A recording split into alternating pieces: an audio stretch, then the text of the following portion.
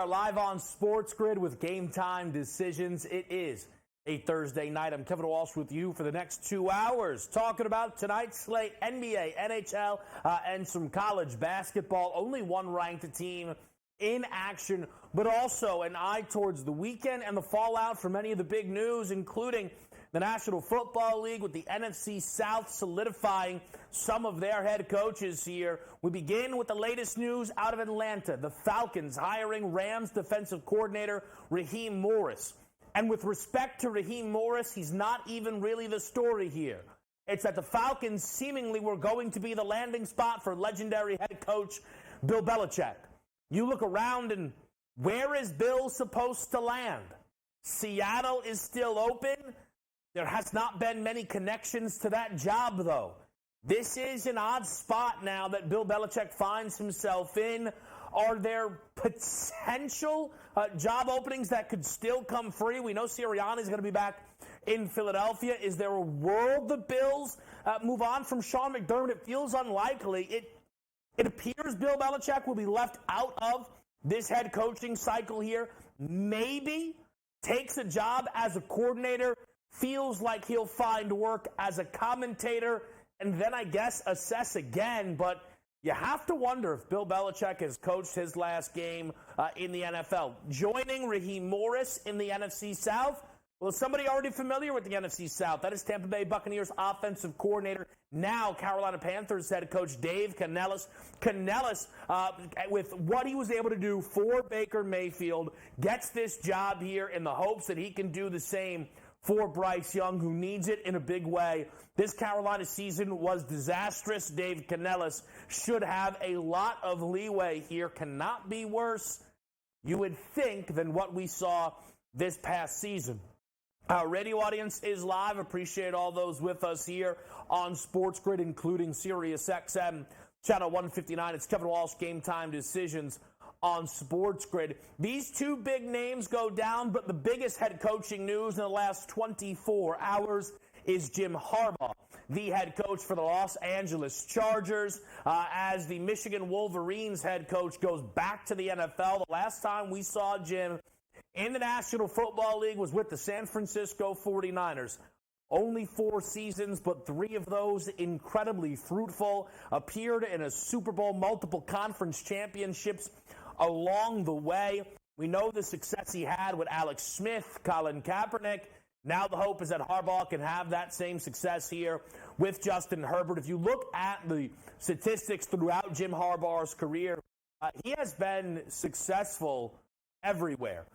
And again, 118-46 in college, 44-19-1 in the National Football League. Again, all 44 wins coming with San Francisco. The college career spanning, of course, everybody remembers the days at Stanford with Andrew Luck. So Harbaugh, no stranger to high-level quarterback play like he is expected to receive this year from Justin Herbert.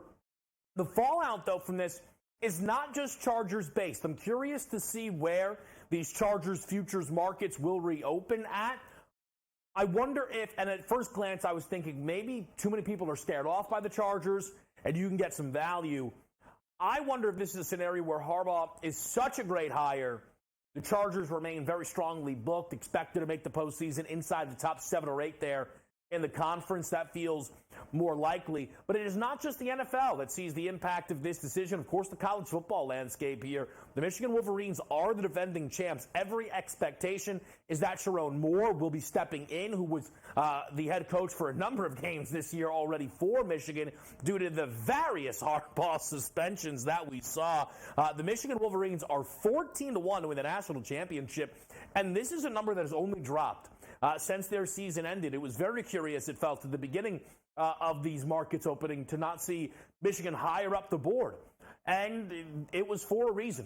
No J.J. McCarthy, no Harbaugh. 2 guys that people thought had a chance to come back to the college game will not. Instead, it is their rival at 5-1 Ohio State, who started to have a very nice offseason here. And the hope is that Will Howard and the Buckeyes can find some success in Columbus. We'll see if that holds true. Let's peel back out, go over to the NBA here tonight. Interesting slate of games. Eastern Conference heavy in the mix. The Philadelphia 76ers go to the Indiana Pacers, still looking for their first win without Pascal. Could be a tough task to find tonight, having to play host to the 76ers. The Knicks host the Denver Nuggets at home. Knicks a slight dog. We've got Boston, Miami, which always feels like a big one in the Eastern Conference. You look at the Eastern Conference outright markets right now, and Boston, of course, remains the favorite. Milwaukee, with their first game without, of course, Adrian Griffin. Still no Doc Rivers just yet, but they did a nice job in that game covering and beating the Cleveland Cavaliers. Interesting to see what we get out of Miami tonight, though. Very disappointing performance, laying double digits against Memphis. They lost at home. They run it back tonight against Boston at home, catching 8 points. What do we see from Terry Rozier in his second game as a member of Miami Heat? I'm waiting to see his props anxiously. I think we're going to have to wait for the Heat starting lineup before we get those. The hope for me is he stays on the bench. Actually, he'll get about 30-plus minutes. We'll go over that when we get towards the card, so do not worry there. We continue to shift this along, I believe, over to the women's college game, which is tonight going to be featuring a top matchup between South Carolina and LSU. And for South Carolina, this is the number one team in college basketball, unbeaten again for this team here throughout a chunk of the season. But look at that number.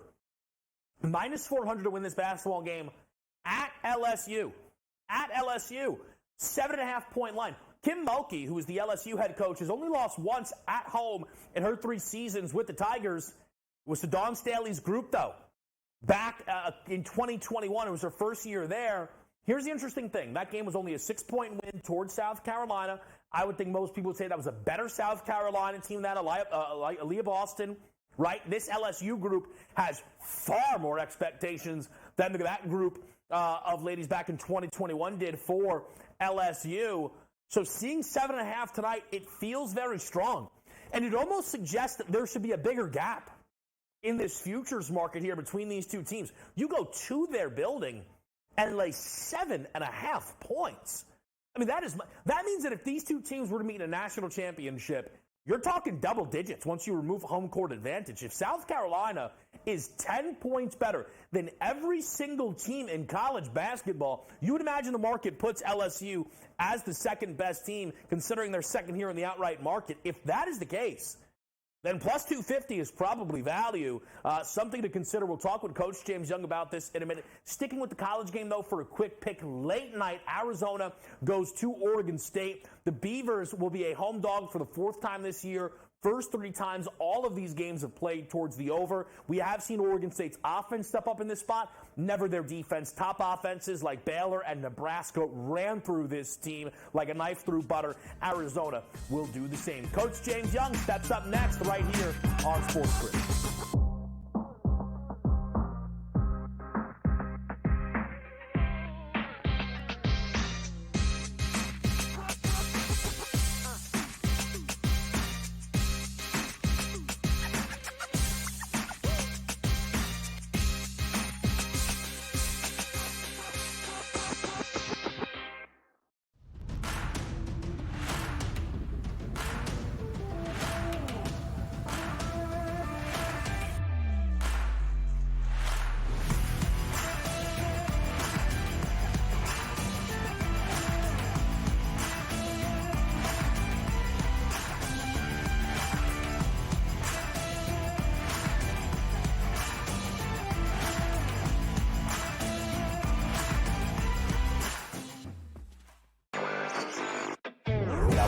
Games of the year, Warren, on Sunday night, as the Chiefs are now headed back to a 6th championship game. An extremely fun, clean game, and then the hijinks ensue. And I thought it was just irresponsible for him to take that deep shot into the end zone. I talked a lot about it on X. I thought that they should have hit that underneath route to Diggs. It was wide open. It would have been easily a first down. Newswire, only on SportsGrid. Kyle Shanahan said after the game it was the same shoulder that made Deebo Samuel miss 2 games throughout this regular season in 2023. Last time it was a scapular fracture. He missed a couple weeks. By video, we don't see that. It was the play that he got hit and had a head check. It's more believed to be a muscle injury. X-rays are proven to be negative. They're saying 50-50 right now. The Early Line, only on SportsGrid. This will not end well in Milwaukee. They will flame out, there will be problems, and we will see what happens of who's the next domino to go. Does Giannis just sign an extension, ask out after a year? Do they move on from Dame? Or do they start blowing up some of the other guys, Brook Lopez, Bobby Portis, so on and so forth? It'll be worth watching. Betting above the rim, only on SportsGrid. It's smarter to be on SportsGrid, your 24/7 sports wagering network. We'll look at the Heisman Trophy The Early Line. and what it all means. Individual success. You should have tried to get something for Anthony Rendon. Not bought at the deadline. Newswire. We're getting a lot of news, trades, cuts, and some movement in terms of starting quarterbacks, Pharrell, backup quarterbacks. coast to coast. I want to watch great players make buckets and win games. Game time I decisions. have no idea what the heck the Blazers are doing and what they In-game live. Just Prime took 'em time. yard for a grand slam. The bottom of the 4th inning in a 12-2 baseball game. We got football scores going on at Wrigley right now. Sports Rage That was Late good betting. Night. We waited for a 1.5. We got paid. We did. Did like a 2.5. Jumped on. There's no taking weeks off in golf betting, ever. These are the best weeks to bet. It's smarter to be on SportsGrid.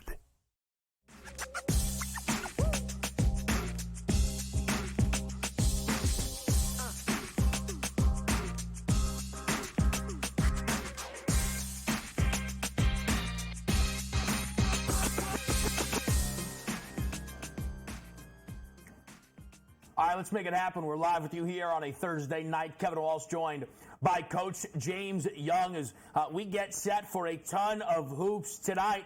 JY, how you feeling?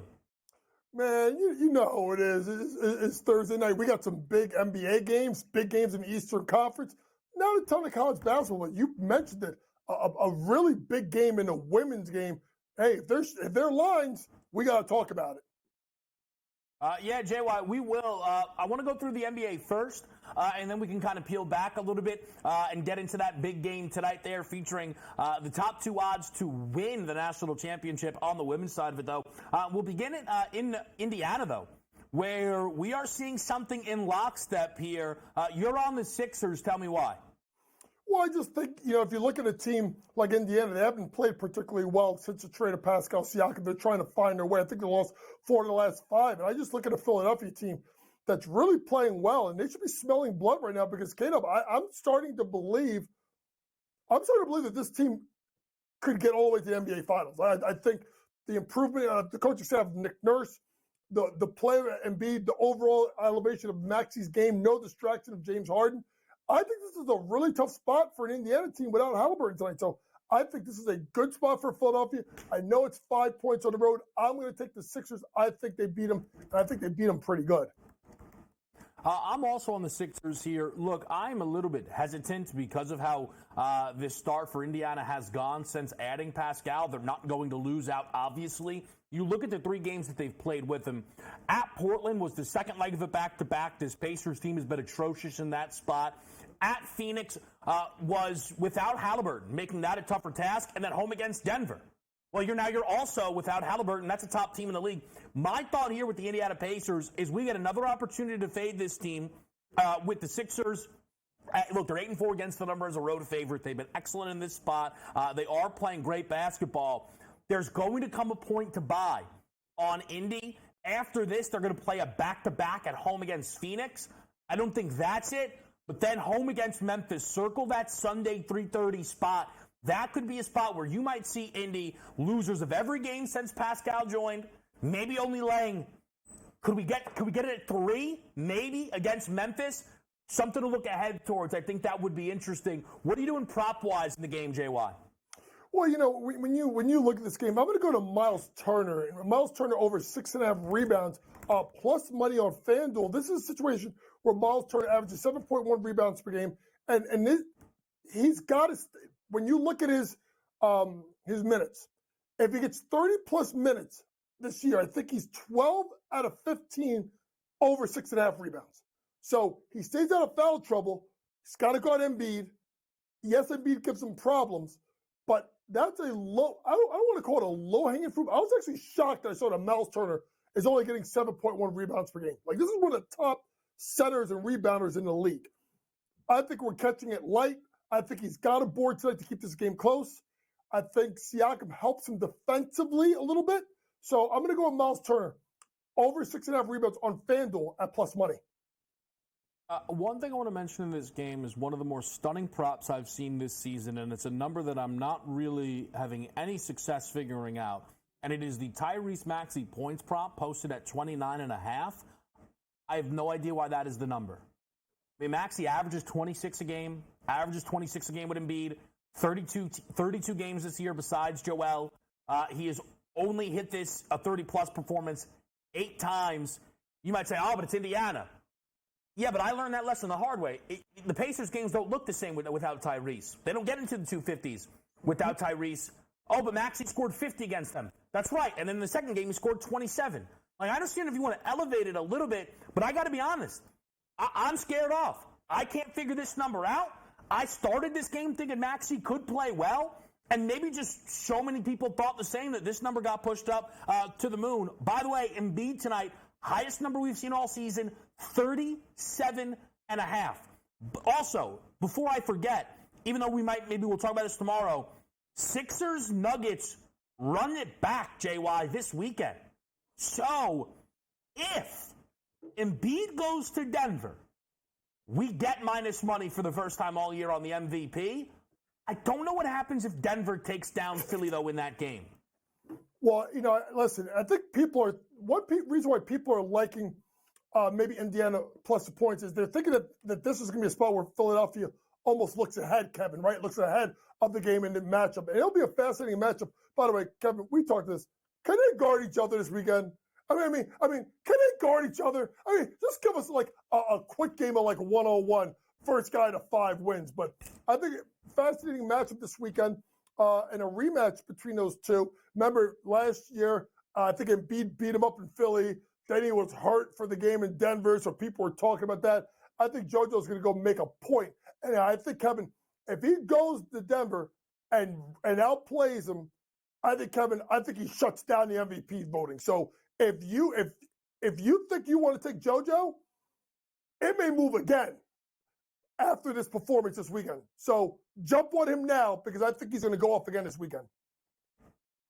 Let's handle the game with the Knicks. They're going to host Denver. JY, are you surprised to see the Nuggets favored at the Garden tonight? No, because if anybody knows, the Knicks are 19-0 against teams under 500. They don't beat great teams. So this is where, as a Knicks fan, I'm a little nervous here. Now, listen, are they playing better? Yes. Has the trade of OG Anunoby invigorated the team? Yes. But to me, as a Knicks fan, I need to see tonight. I forget coming back and stealing that game against Brooklyn. Brooklyn stinks. I don't care about RJ Barrett and Emmanuel quickly coming back on over the weekend. This is the measuring stick game for the Knicks.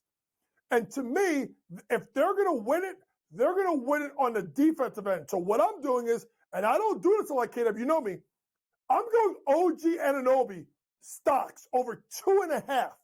I saw it on plus money. I do believe on DraftKings. 6 out of his last 7 games, he's gone over this. They defend like crazy, New York. And if New York's going to win this game, it's going to be a half-court game. I think he finds a way to get a block, and he definitely gets a couple of steals. OG Anunoby, stocks over 2.5 on DraftKings plus money.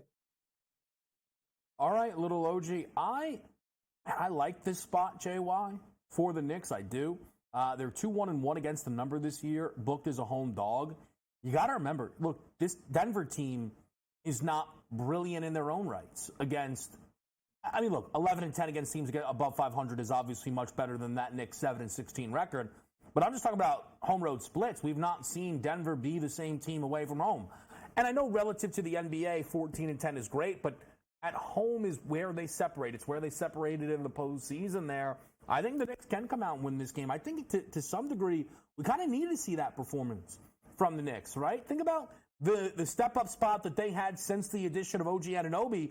I mean, they absolutely thrashed the Philadelphia 76ers on the road. It might have not been the greatest schedule spot we've ever seen for Philly, but we still saw the Knicks handle their business. So I think this could be a decent spot, JY, for the Knicks tonight, because this is a team, despite what the market thinks, I think their moves and the conversation around them, this is not a team that's going to be happy to be in the playoffs. And it's not going to be a team that's just happy to make it to the second round. This is a team that believes they can get to a conference finals this season. And I think it could based on the matchup. So, and I'll say it like this. If New York goes out and gets blown out, it's going to be same old Knicks. If the Knicks, lose a tight one at the buzzer, it's going to be intriguing. But if New York can go ahead and win at home tonight versus Denver, now you start to talk about, whoa, maybe this team is for real because their step-out spots, the schedule starts to get tougher. Big spot. But like I said, Kevin, I think this is going to be a half-court, grinded-out game. That's the way Tibbs is going to want to play it. All right, we're taking a break here on Game Time Decisions. When we come back, still a lot to get to. Plenty of NBA, and we go to what is so far the women's college game of the year, South Carolina and LSU.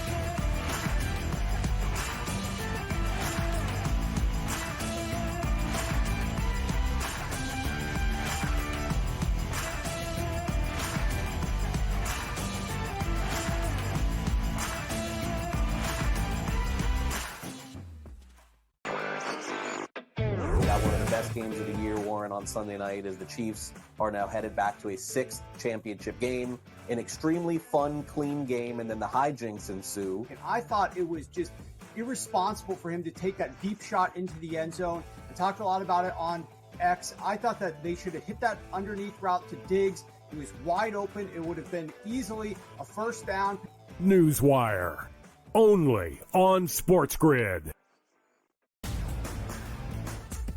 Kyle Shanahan said after the game it was the same shoulder that made Deebo Samuel miss 2 games throughout this regular season in 2023. Last time it was a scapular fracture. He missed a couple weeks. By video, we don't see that. It was the play that he got hit and had a head check. It's more believed to be a muscle injury. X-rays are proven to be negative. They're saying 50-50 right now.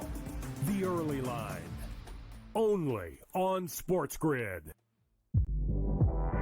This will not end well in Milwaukee.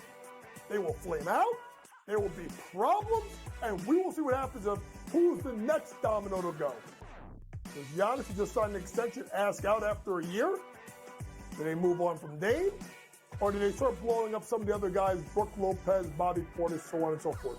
It'll be worth watching. Betting above the rim, only on SportsGrid. It's smarter to be on SportsGrid, your 24/7 sports wagering network.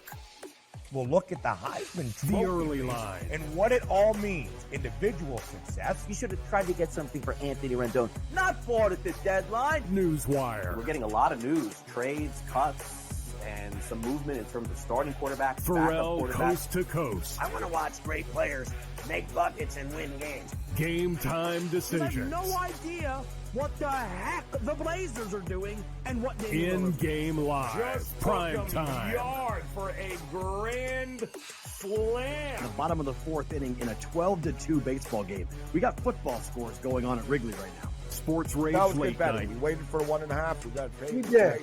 Didn't like the 2.5. jumped on. There's no taking weeks off in golf betting, ever. These are the best weeks to bet. It's smarter to be on SportsGrid.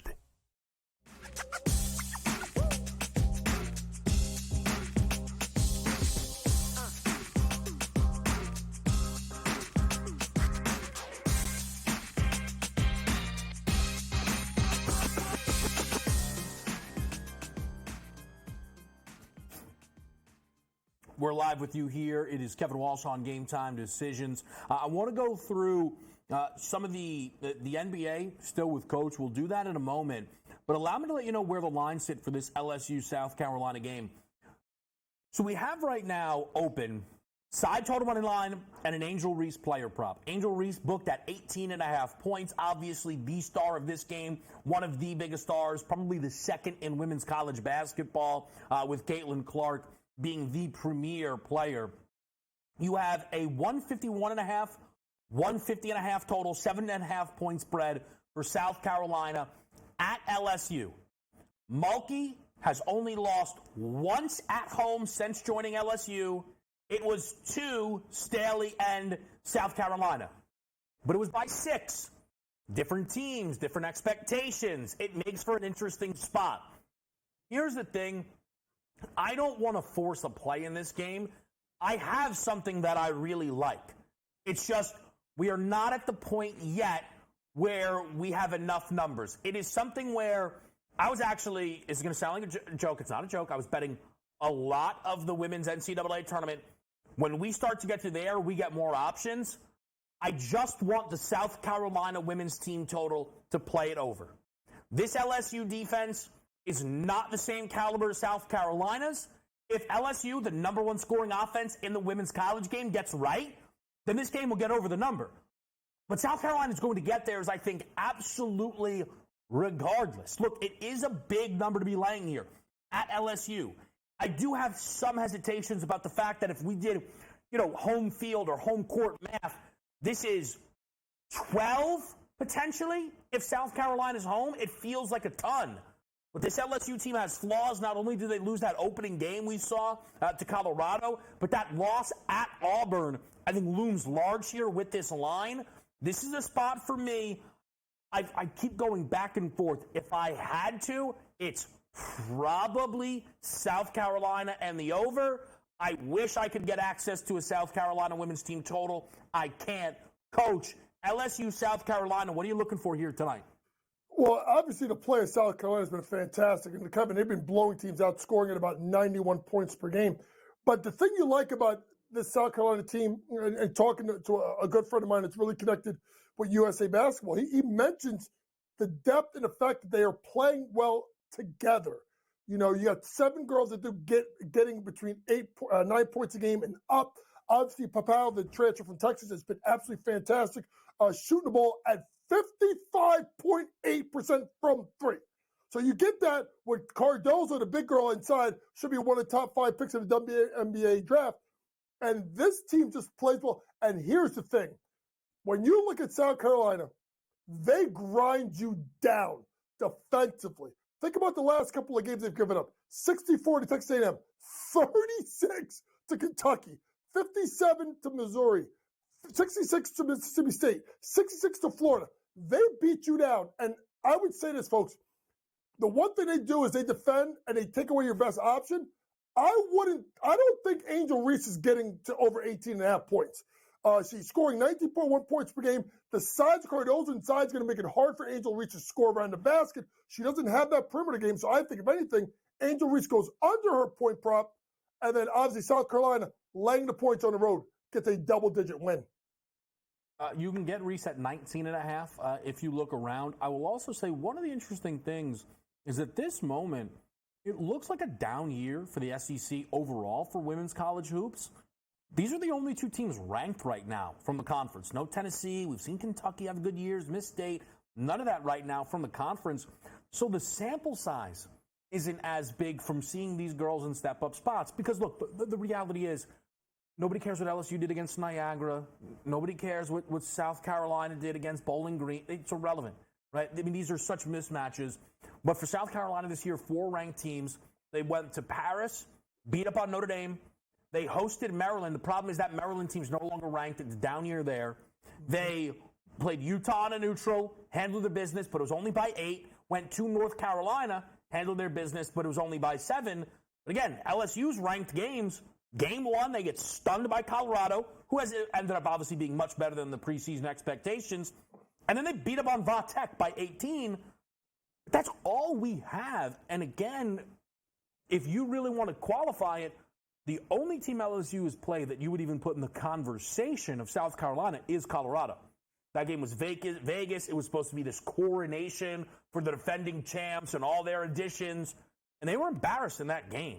So we'll see how it plays out tonight. I'm looking forward to it, though, JY. Let's buggy back over to the NBA side of it here. And the Washington Wizards have made a coaching change. Interim head coach Keefe steps in for Wes Unseld Jr. Do you think that impacts anything for them tonight? Kevin, you were right about DeAndre Ayton, right? But there's another guy we've been trashing all year. I'm going back in.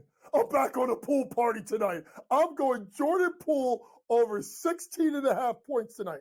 Now, when you think about Jordan Poole, he's gone over 4 of the last 8 games, but the last 3 times versus Utah, he's gone over. And here's the thing. When you look at the matchup, well, who's Jordan Poole's going to be guarded by a lot in this game? It's probably going to be Jordan Clarkson. Well, Jordan Clarkson don't play no damn defense. So to me, this could be a spot where Poole gets busy. You've heard Katie, I read something today, Katie talked about Brian Keefe, who is really well-connected and pretty good guy getting his first chance. Be interesting to see what goes on in Washington, folks, long-term, because Gafford can get moved. I know they'll try and trade Poole. Kuzma, if they get the right thing. Tyus Jones. So this could be, I'm going to say this, folks, this is the worst job in the NBA. Not because not just they're bad, but where is their young talent that you can build around? You thought it was Jordan Poole. It obviously hasn't been the case. But tonight, he goes over 16.5. I like coming back to Poole. I mean, I haven't been trashing him all year. This is one of those things. I knew this was done about 5 games in.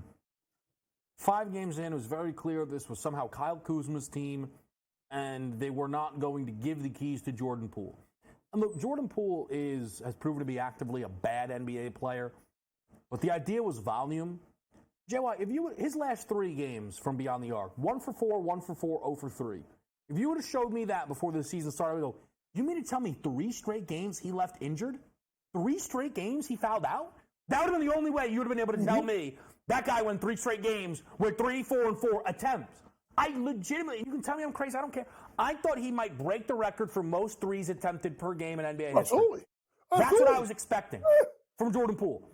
That's never been what this has been going on in Washington. So, I mean, look, I get it, JY. You're right. It isn't the most attractive job in the world, but what you do have, there's nothing tying you down. There is not a single player on this roster, not Bilal Coulibaly, who they just drafted, not Poole, who they just traded for, not Kuzma, who they just paid, that you say, okay, I have to make sure I build around this. Yeah. So while that is tough that you don't have a guy, it is a blank canvas, man. Mm-hmm. It is an absolute blank canvas, and that's just the way it kind of goes.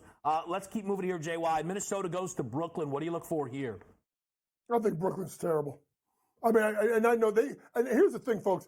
If the Nets are winning in the fourth quarter, go take the other team.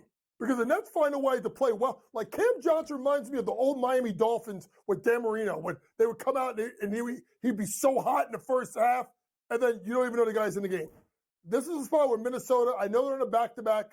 I know they just barely covered the spread, I think, by the hook last night. I like them minus the points. Nets are 2-7-1 against spread the last 10. I know. They're way better, Kevin. And I think that they get this job done. I think they win by 8-10. Give me the Timberwolves minus the points on the road. All right, let's keep it going here, JY. Late night, Sacramento and Golden State. What are you looking for? I'm looking at Harrison Barnes over 10.5 points. I know, folks, he's only going over 2 out of his last 8 games. But he was in a shooting slump, and he dropped 32 last game versus Atlanta. 7 out of his last 11, he's gone over versus Golden State. Both of those this year. And then you look at the game, when you have teams, Kevin, that have big emotional games, right? There's a propensity the next game to tail off.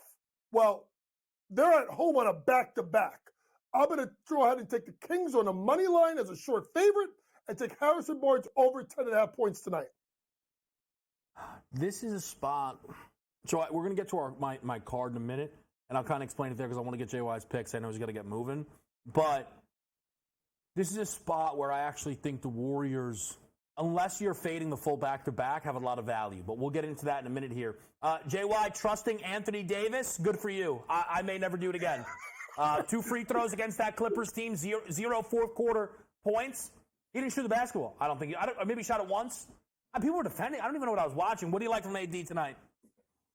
That's why I'm not taking his points. I was thinking about his points, and he keeps getting around and not playing well. But rebounds, because he's going against Vucevic, over 12.5 rebounds, 3 of the last 6 games. But Kevin, the 3 games he's missed in the last 6, all by the hook. Going against Vucevic means he's got to rebound. I think he goes over 12.5 rebounds tonight. All right, and then JY, you're going to the men's college side here tonight, fading maybe the worst team in college basketball. Yeah. Well, I mean, it must something's going on in that city, K-Dub. You know what I'm saying? Detroit Pistons, Detroit Mercy. Oh, my mercy, go the other way. I'm taking minus the points. I just think this is a spot where they're just not playing very well. I'm going to go with Milwaukee minus 11.5. Basketball, not so great. But football's been well. Lions, my Michigan man, Wolverines. Anthony Ferguson. My guy Ferguson, backup tight end. I'm rooting for the Lions this weekend. By the way, Jay, I'm saying it right now. Lions plus the points. I'm calling it right now. Thank you for that more than you could imagine. Talk to you, JY. I'll do the cards next.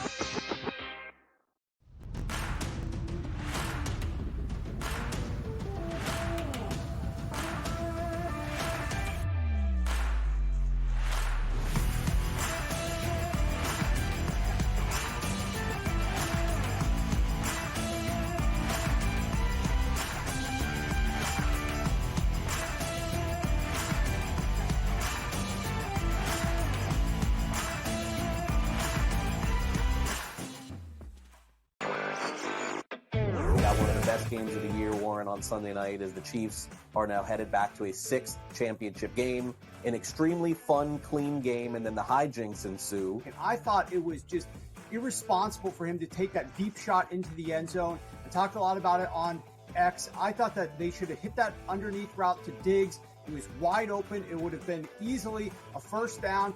Newswire, only on SportsGrid. Kyle Shanahan said after the game it was the same shoulder that made Deebo Samuel miss 2 games throughout this regular season in 2023. Last time it was a scapular fracture. He missed a couple weeks. By video, we don't see that. It was the play that he got hit and had a head check. It's more believed to be a muscle injury. X-rays are proven to be negative. They're saying 50-50 right now. The early line, only on SportsGrid. This will not end well in Milwaukee. They will flame out, there will be problems, and we will see what happens of who's the next domino to go. Does Giannis just sign an extension, ask out after a year? Do they move on from Dame? Or do they start blowing up some of the other guys, Brook Lopez, Bobby Portis, so on and so forth? It'll be worth watching. Betting above the rim, only on SportsGrid. It's smarter to be on SportsGrid, your 24/7 sports wagering network.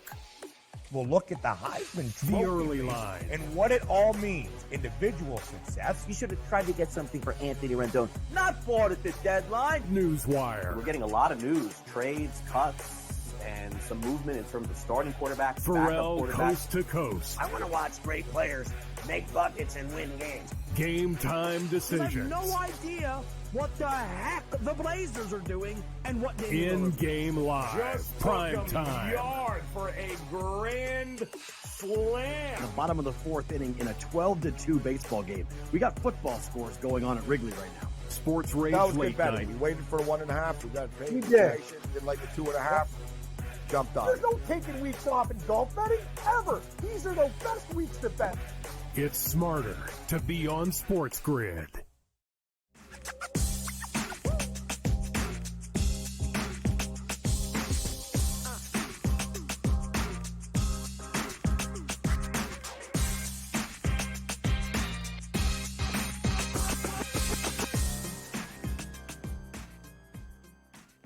All right, we're live on SportsGrid. I'm Kevin Walsh. It is a Thursday night. I'm going to go through my card. I want to start with the most ridiculous thing I've ever put on my card because it currently doesn't exist. Maybe it's wishful thinking. The Miami Heat will not release their damn starting lineup. Terry Rozier in the debut had a 3-point prop of 1.5. All I need is for it to be the same. And I'm on it. Truly, it's my best bet of the night as long as they post it again. He went 1 for 5 in the game. It was 1.5, and I think like minus 113. Terry Rozier, he's in a great spot. He's been awful for 4 games, dating back to Charlotte. He's 2 for 23 from 3 in his last 4 games. The 8 games prior, he was averaging 4.5 makes per game. I want the Rozier alts. If he enters the starting lineup and they put him at 1.5, double best bet. If they move it to 2.5, I want to see what his points prop is then. I really want to be involved with Terry Rozier. If at any point during this segment I just am completely not paying attention, even though it's only me by myself, it's because the Heat dropped the starting lineup, and I'm trying to find the Rozier props. Let's get into what is on the card tonight. That is going to be a bounce-back spot for Michael Porter Jr. Give me the over 14.5 points. So MPJ is coming off a single-digit game, 11th time this season. In the first 10 bounce-back spots, 7-3 to this over of 14.5. But there was also another level that I found here on this, which was really, really interesting. Because not only did MPJ only score single digits, but he shot under 30% from the field. So that kind of is a double really bad game, right? Because sometimes Michael Porter Jr. admittedly gets lost in this offense and doesn't have a lot of volume. He's had a game where he scored single digits and shot 50% from the field. 4 times this year, now this would be the 5th, but 4 times this year, he has played a game where the game before, single-digit scoring, less than 30% from the field. He's followed it up with 24 points, 30 points, 17 points, and 20 points. I'm going to look for Porter Jr. tonight for 20-plus in the Garden. Give me a bounce-back spot on Karl Anthony Towns. Cat the other day went wild, 10-plus threes. What an awesome performance. Shout out Eric Collins, the GOAT. Cat, when he shoots under 30% from 3 in this month, the follow-up game, 3 out of 5, 1 out of 5, 3 of 9, a beautiful 3 for 3, and then that 10 for 15 game. But also what I noticed is the last 2 games now, Cat has had double-digit attempts from beyond the arc. Tough scene last game out, going 2 for 10, when the game prior it was 10 for 15. But I'm wondering if Cat is just going to go big volume now. Maybe not. Maybe, again, wishful thinking. But in Cat's career, 23 games with double-digit attempts from 3, 18, and 5 to the over of a would-be prop of 2.5. Even if we get 8, maybe we get 7, it's still going to be keeping us right in the mix. Give me Cat over the 2.5 made threes at plus money. Give me Steph Curry over the 4.5 made threes at plus money. Steph, this is a different kind of bounce-back spot. I know this, and if you watch this show religiously, shout out you first of all. But second of all, bounce-back spots are kind of always the key indicator, but they come in varying ways. So Steph is coming off of a game where he shot 5 of 8 from 3. That is excellent. So how would Steph qualify? Well, Steph's volume now is looking a bit short. If you take a look here, right, Steph, and I know there's a big gap in between, but Steph has now gone back-to-back games without double-digit attempts from 3. He averages, obviously, over double digits on the season. Steph Curry, when coming off of 2 straight games without double-digit attempts, it's never happened 3 straight times, 7 of 14, 5 of 13, 6 of 11, and 6 of 15. Steph Curry tonight, at home, and I like this spot. We're going to talk about some spots in a minute here. I like this spot. At home, right, against Sacramento, who's a bit of a mini rivalry for this team now. All the motivation in the world. Draymond Green back in the lineup. Tons of Steph volume here. And even if you say, well, maybe we can't bank on efficiency, I don't see any world where Steph doesn't shoot 10-plus threes in this game. On the year, 25 games with double-digit attempts from beyond the arc, 17-8 to the over on a 4.5 prop, and we're getting it at plus money. And in every single game this year against the Kings, he's shot in at least 10. Now, twice he's landed 4, which obviously would be tough to get hooked, but that just sounds like the Kings escaping. I really like Steph Curry tonight. Now, I didn't put these on the cards. I admittedly added these a little bit while we were talking with JY because things kind of became clearer, and I promised one of them, while it is directly against Coach's pick, it wasn't an anti-coach thing one bit, but I'm going to take the Warriors plus the 2. The Warriors are as close as it feels as possible to being fully healthy for the first time in a long time. If you look at last game, they had Steph, Clay, Wiggins, Looney, all available, Draymond off the bench, Jonathan Kuminga with a nutty 11 of 11 performance. They had their guys, Golden State. The Warriors, fully healthy, are one of the strongest booked teams in basketball. Pre all of this, the 5th game of the season, at home against Sacramento, they laid 7.5 in that game. So that's something. Now, I understand De'Aaron Fox didn't play, but how much is Fox worth to a point spread? 3? That gets us to 4.5. So it gives you an idea of where this number is and where this number should be. I get it's the second leg of a back-to-back. I think the Warriors have to be on a bit of a mission here. I know, obviously, everything with the passing of one of their assistants, people may feel like that to me is not really what it's about. It's more about this team finally getting Draymond Green back, this team getting him back as an 18-12 team, and needing to step up from now and moving forward. And they go here tonight at home against Sacramento, who they always step up against, home against the Lakers, home against the Sixers, at Memphis, at Atlanta, at Brooklyn. Let's stop right there. Stop right there. That is a 6-game run for this team with 3 more at home and then 3 on the road against teams well below 500.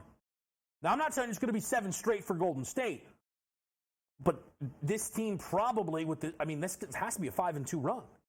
Just has to be. And that would get this team back to 500 if they go 5-2 with adding in the win that they just had and then 6 more coming. And I think they can do it. So look for Golden State here. I'm also going to take the Knicks here at plus 2.5. I like this spot for the Knicks. I think this Knicks team is significantly better since the trade because I think they believe they're better, and I think that goes a long way. I think Julius Randle and the basketball that he is playing right now, I know for Knicks fans it has to feel like that hot stove, but this is where you separate the regular season and the postseason. Is Julius Randle reliable in the postseason? History says no. Good thing it's January 25th and not April 25th. Randall's been awesome. Brunson's been great. OG's helped in the way that they needed him to. And this is still a Denver team that I'm not going to trust on the road. I understand they got the job done in Boston. That was a high-level step-up spot. This team's now peeled off 3 straight road victories here. I don't think they peeled it off again. The Knicks, to me, win this game outright, but I took these 2.5 points here with the New York Knicks, who are 2-1-1 against the number at home. A team that has struggled against the number at home is Miami as a home dog. But, did we get it yet? No, we just got the Celtics starting lineup. But this is a lot of points for the Celtics to be laying. It really is. You know, the Celtics went to Houston, a couple of days ago, and they got the job done, but they didn't cover. I did back Dallas against them. Ultimately, they did get the job done. Credit to them. But it was closer than I think maybe even that 9 points suggests. Mavs made some runs. But again, that's still a ton of points. That's consecutive wins of 9 by Boston. Tonight, they lay 8 to a rival like Miami, who the Heat are so capable of pulling performances out. I mean, this team's currently on a 4-game losing streak here. Is this bottom of the market on Miami? It feels like it could be. And I think it probably is. So if they insert Terry Rozier into this starting lineup that's never going to come out, well, it's going to be probably the best lineup they've sent out all year long. Jimmy steps up here. Bam steps up here. I think the Heat could very well strike the upset. I'm taking them +8 at home. The number I'm laying on the road is with the Philadelphia 76ers. And again, I am a touch worried about the notion of Philly. It's not even about Philly. It's just the Pacers are not going to lose every single game that they play, obviously. This team made a trade to try to strengthen their roster. This line has worked against the 5, now down 4.5. I get it. But Denver laid 4.5 at Indiana. Philly's a better road team to me than the Denver Nuggets. 8-4 against the number of the Philadelphia 76ers when booked as a road favorite. Compare that to the Denver Nuggets this season, who have been nowhere near as profitable in that spot, 6-12-1. Philly's 8-4 as a road favorite. And these lines are basically now identical. I don't think that's appropriate. And I think Philly, again, to me, we've seen them step up on the road. They did it against Orlando. They've been brilliant on the road this year with Joel Embiid. I think this could be a bit of a steamroll spot here for the Philadelphia 76ers, and I'm going to trust that it is. Let's lay 5, down to 4.5, but let's lay it with Philly on the road. The NBA games I'm not involved with tonight. Utah, Washington. I do like JY's look on Jordan Poole. That is one of the most disappointing things about this team. And yes, it is disappointing from where my personal futures sit, but it is not. It is just Washington is completely uninspiring. And, you peel back preseason, we knew teams would be bad, right? San Antonio, pretty obviously. But we saw a team like Washington, and we thought, there's some pieces here in this starting lineup, right? Tyus Jones looks like he should be a starting point guard. Kyle Kuzma could give you, on a semi-regular basis, right? 18, 8-4. And does Jordan Poole step up? And it feels like at no point has anybody been put in a position to succeed. It's why I think they moved on, obviously, from Unseld Jr. here. And it's a lame duck season now for a while. I mean, they're 7-36. I mean, they could, reincarnate Michael Jordan, get Phil Jackson to coach this team. They're not making the playoffs. It doesn't matter. Okay? I say it like Mike's, you know what I mean. The 95 Mike. It doesn't matter. It's not going to help. It's not going to help. This team's done and buried. But the world where Poole under a new setting wakes up, I could see that. And then late night Chicago, LA. Look, I am eternally going to be frustrated over the AD bet from the other night. The number's 27.5. It's 26 through 3. We don't get home. That's frustrating. What's even more frustrating is LeBron comes back and the prop is 26.5, which double confirms that it was the right look. The gap on an AD prop can't be 1 between whether LeBron is in or out. That number was completely mispriced against the Clippers. It's just AD let the books off the hook. JY goes back to him on the rebound side. I get it. I was a bit tempted by DeMar DeRozan. I know Pat Williams has himself a questionable tag. We don't have official word yet on if we're going to see him in this game. We will be looking to keep some tabs on that here. But this is a spot where the Lakers booked as a 5.5-point favorite. They are 16-8 at home straight up. But I'd probably trust the Bulls to find a way to keep this game close, just like they kept the game against the Phoenix Suns close. One last check before we hit the break. Miami Heat starting lineup, anybody? Nothing. Unbelievable. It's 7:30. 6:53. How are we supposed to get involved? How are we supposed to be in the mix?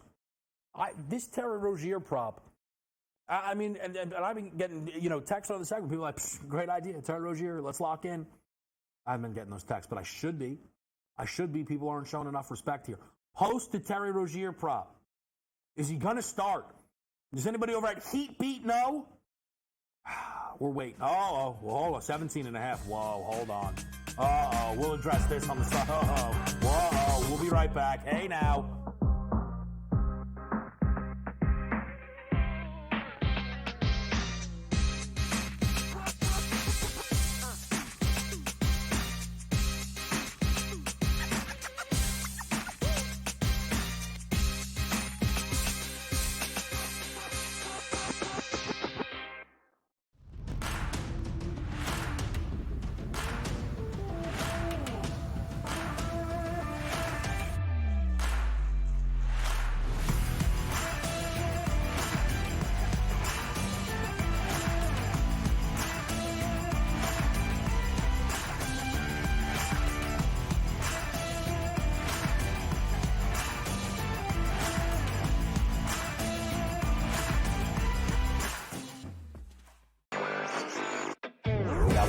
Games of the year, Warren, on Sunday night as the Chiefs are now headed back to a 6th championship game, an extremely fun, clean game, and then the hijinks ensue. And I thought it was just irresponsible for him to take that deep shot into the end zone. I talked a lot about it on X. I thought that they should have hit that underneath route to Diggs. He was wide open. It would have been easily a first down.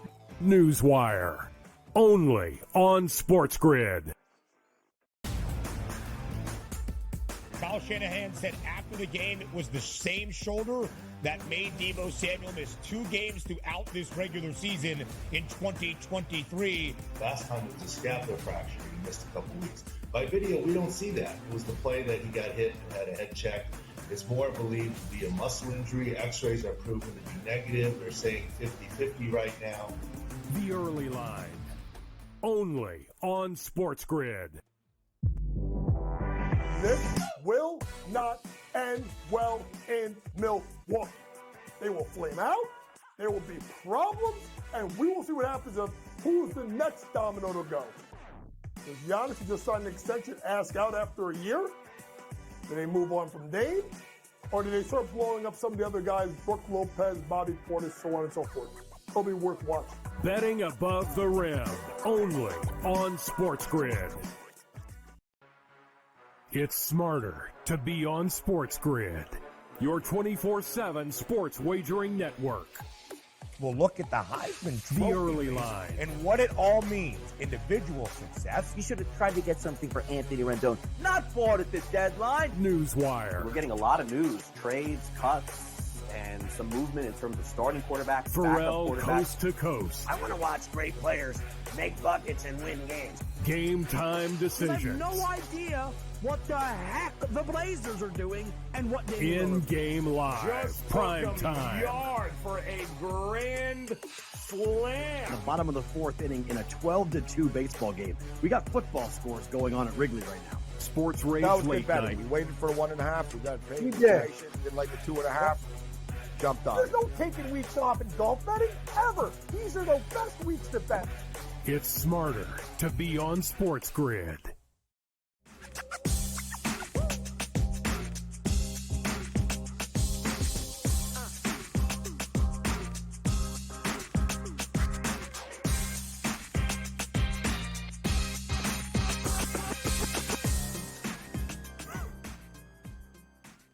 All right, we're back. This Rozier thing is going to break me. I'm not going to be honest with you people. So we have his points prop, and it is posted at 17. I'll tell you this better win, right? Like, imagine the prop's too strong. I just wasted everybody's time talking about this long. So the prop was 17.5, against Memphis, and it was 1.5 made threes. Is that right? This would be perfect. If they hang this 1.5 made three number, folks. I mean, come on. The words of coach, folks. It looks like, all right, the points prop's out 17.5. Hang the made threes. We don't have the starting lineup, though. How bold of the sports book. No respect for the starting lineup. I'm checking, people. I'm checking. Someone out there is going to beat me to this, move the number. It's going to be a whole disaster. But right now, the 17.5 is out there on Terry Rozier. I'll tell you this, if you're looking for an alt tonight, the Michael Porter Jr. prop does make a lot of sense from what I talked about. I'm on his over 14.5. You could find expensive 13.5s. From what I looked at, though, he hasn't landed 14, right, in this instance, so it didn't worry as much. I'd rather the 14.5 was minus 102. I felt more comfortable with that than 13.5 at minus 145. But when you look this season, he's coming off a game where he scored single digits and shot under 30% from the field. 4 times that's happened prior to his last game out. The follow-up game, 24 points, 30 points, 17 points, 20 points. Right? Obviously averaging well over 20 a game, with 3 out of 4 landing on 20. I saw that around plus 350 for 20 plus for MPJ. So I think that number makes a lot of sense. I'm going to play that 14.5, but I might escalate up on Michael. We're having a good time. Michael Porter Jr. Next. What is coming up next, though, is Joe Madden. Going to help us get set here. Also going to get you the Davis Maddox same game parlay. It is a Thursday night on SportsGrid. Game time decisions. I'm Kevin Walsh. We will be back in less than a minute.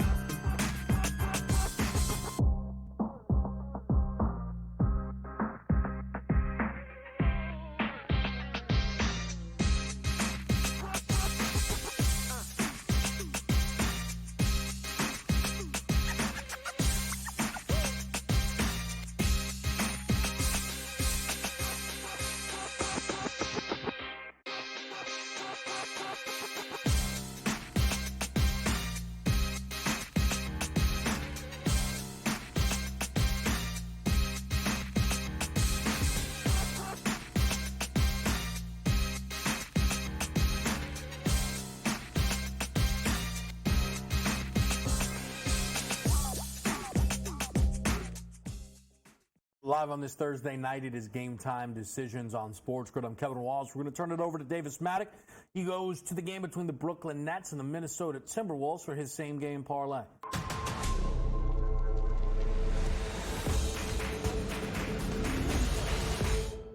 All right, guys, we are back with another same-game parlay over on the FanDuel Sportsbook. Another winner last night. We're going to try and duplicate that performance in the NBA tonight. We're going to take a look at the Minnesota Timberwolves, who are traveling to play at the Brooklyn Nets. We are going to begin by taking the Minnesota Timberwolves -4. Chris Finch had to call Karl Anthony Towns out the other night after scoring 62, but then he benched him, saying he was point hunting. They lose this embarrassing game to the Charlotte Hornets. I'm calling a rebound here. I think that's Anthony Edwards, Rudy Gobert, Karl Anthony Towns. I actually do believe in these guys. Maybe that makes me crazy, but I am a believer, and they're a much better team than the Brooklyn Nets. We are also going to take the over on 217. The Timberwolves do have the best defense in the NBA. It's not even particularly close. This one really is more about Towns and about Anthony Edwards wanting to rebound in a positive way. I think that they can get to, 118, 119, 120 points scored, and that should get us into a comfortable range to hit the over on 217 in this game. And then the big guy that we are betting on the rebound for, of course, is Karl Anthony Towns, not getting benched, having a smart game, having a good game. So we're going to take Karl Anthony Towns to score 25 or more points in this game. This three-leg same-game parlay is going to give us plus 392 odds, T-Wolves -4, over 217, and Karl Anthony Towns to score 25 or more points in this game. Good luck tonight, everybody. All right, great breakdown there from Davis Maddock. Our radio audience is with us on a Thursday night, including Sirius XM, Channel 159. Kevin Walsh with you here on Game Time Decisions. Now joined by Joe Madden. Joe, how are you? We're going to talk some hockey, talk some football. What's going on?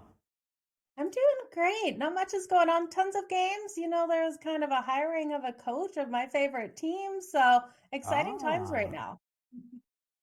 Yes, there was. Good old Harbaugh. You feeling good about that? I'm feeling absolutely fantastic. Like on cloud 9, but I'm kind of nervous because I can't believe it actually came true. So I do not believe that Spanos family actually stepped up and paid him, something I never thought I'd see happen. Well, I'm happy for you. I think it was a great hire. We will see how it all works out. I want to start in the ice, though, and the city of Detroit was getting mentioned earlier in the show as coach was taking a shot at their basketball. Joe, I will let you handle their hockey. How do you feel about Detroit hockey tonight, the Red Wings in action here against the Philadelphia Flyers? I definitely think it's the right side. You look at the Detroit Red Wings, they've been strong at home, and we've seen line movement, though. They were -126 earlier in the day, and it's come down to a pick 'em here. But I can't get behind the Philadelphia Flyers. We do have, some upset in their locker room with everything happening with the Team Canada players out. So Carter Hart out of this lineup. Urgent will be in goal tonight. And then you also look at this team. The defense has been struggling in their last couple of games. They've lost their last 3, and we've got Tibbett out here. And without Tibbett in the lineup now on IR, I think this team offensively will struggle to score in this game. Alex Leon has been so strong in net for the Red Wings. He'll be in tonight, and I like this Red Wings team to be able to get on the scoreboard at home. They're sitting on the season 12-8-4. I do think they can get this win now at a -110, especially off a loss. This is a team that bounces back off of losses. They lost their last game. They've won their last 4 off of those losses. I think they can get the win. And I'm also circling Dylan Larkin. He's been so phenomenally strong. You can look at him for the anytime goal tonight. It's coming in at +155. I would also put a little bit on him for 2+ points. You can look at him for the 2+ points. That's at +250. He's coming off a game versus the Stars where he had a goal and an assist. And over his last 9 games, he's either had that goal or assist being able to get on the board. And 3 of those games have been 2+ point games. So I'm confident in him to be strong out here for Detroit, and Detroit to be able to get the win. All right, Joe, how about this game tonight between the Isles and Montreal? Looks like it has your attention. What are you looking for?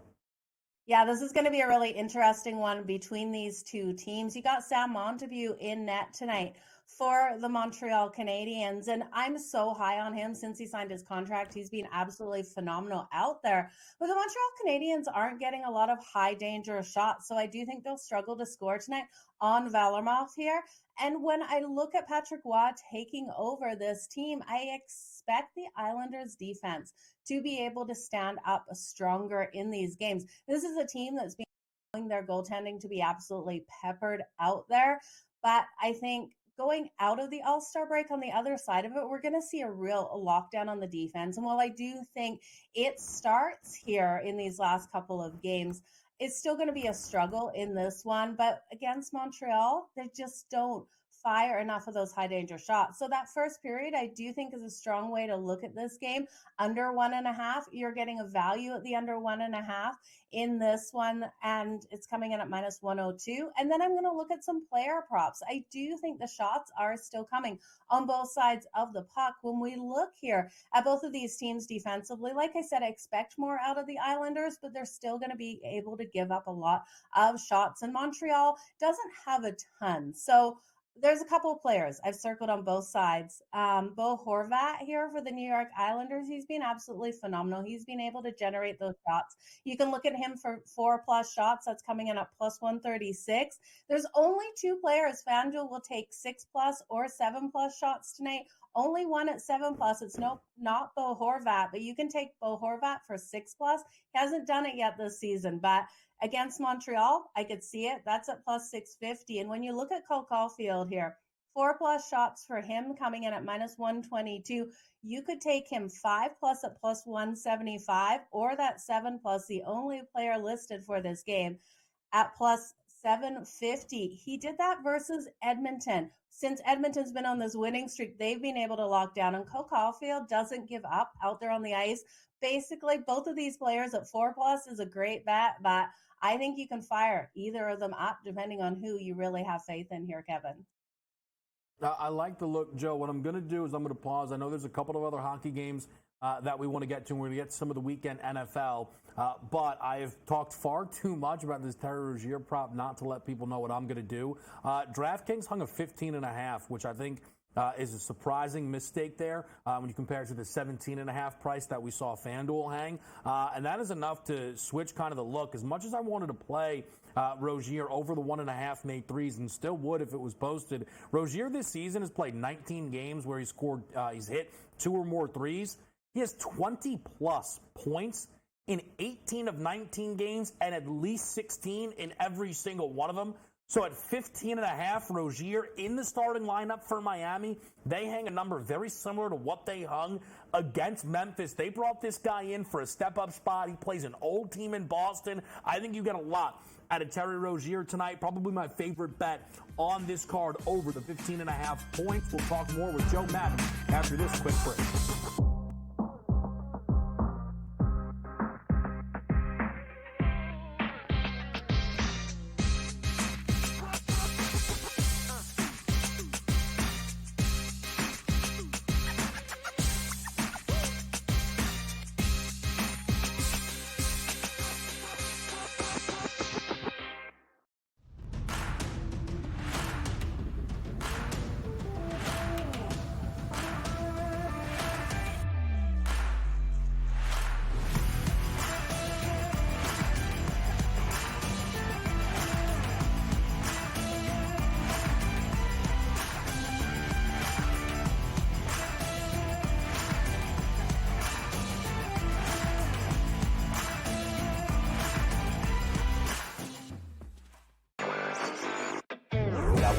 Games of the year, Warren, on Sunday night as the Chiefs are now headed back to a 6th championship game, an extremely fun, clean game, and then the hijinks ensue. I thought it was just irresponsible for him to take that deep shot into the end zone. I talked a lot about it on X. I thought that they should have hit that underneath route to Diggs. He was wide open. It would have been easily a first down.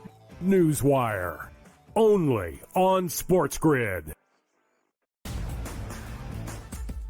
Kyle Shanahan said after the game it was the same shoulder that made Deebo Samuel miss 2 games throughout this regular season in 2023. Last time it was a scapular fracture. He missed a couple weeks. By video, we don't see that. It was the play that he got hit and had a head check. It's more believed to be a muscle injury. X-rays are proven to be negative. They're saying 50-50 right now.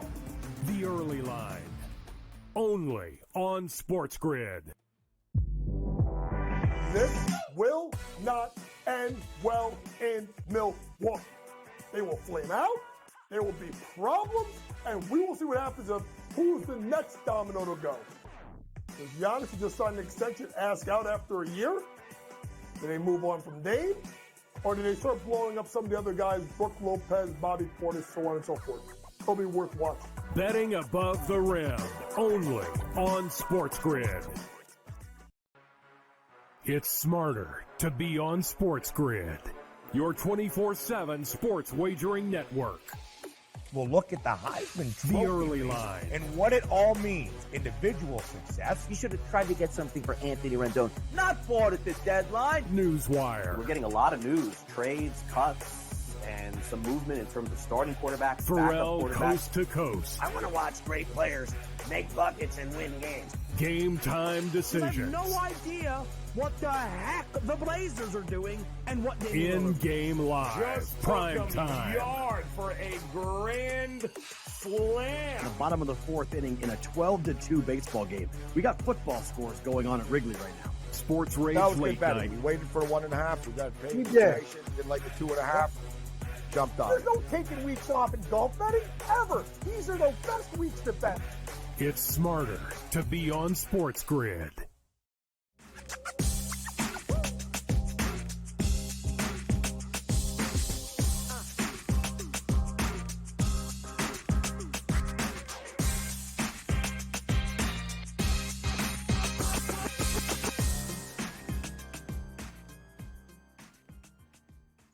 Live on SportsGrid, I'm Kevin Walsh, joined by Joe Madden. Joe helping us go through the NHL slate. We're going to then push it over to the NFL this weekend. Joe, how about Carolina and Jersey, the Devils, a road dog, total 6.5?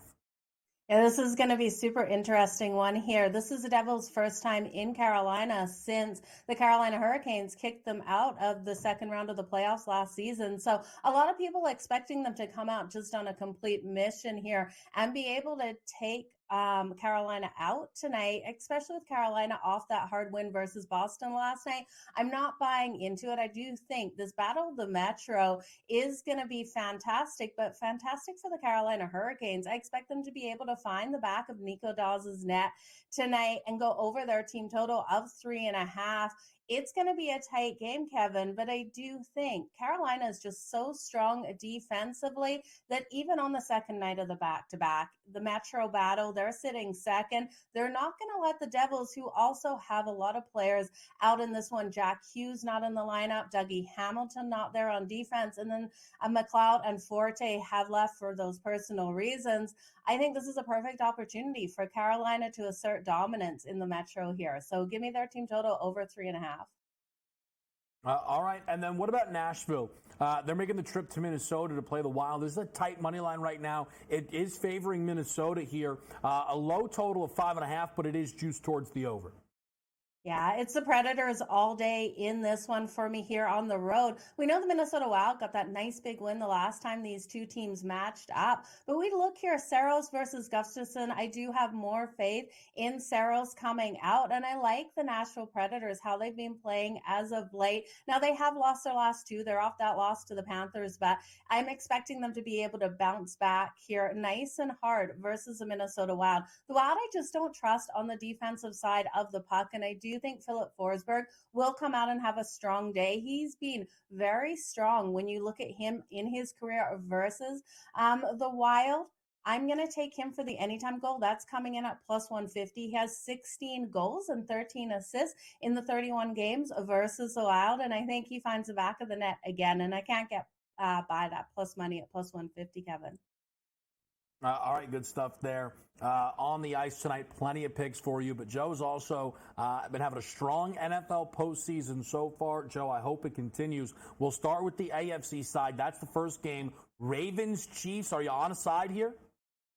I am, and it's the Ravens. And I know I went against Mahomes last week, versus the Buffalo Bills. I did think the Bills were going to come out and win and cover. Maybe I was a week early going against the Chiefs, or maybe the Chiefs come out and dominate, but I'm not buying into it. We saw them last week so strong offensively, and I think that was probably one of their best offensive performances we've seen of this season. But then you look at the Buffalo Bills and how poorly they came out. Their defense played weak, and I do think here versus the Baltimore Ravens, I just can't see that happening again. I think there's a regression in the offensive side of the ball from what we saw last week, and the Baltimore Ravens control the clock in this one. I think it's going to be tight to the very end, but I am relying on the Ravens laying the 3.5.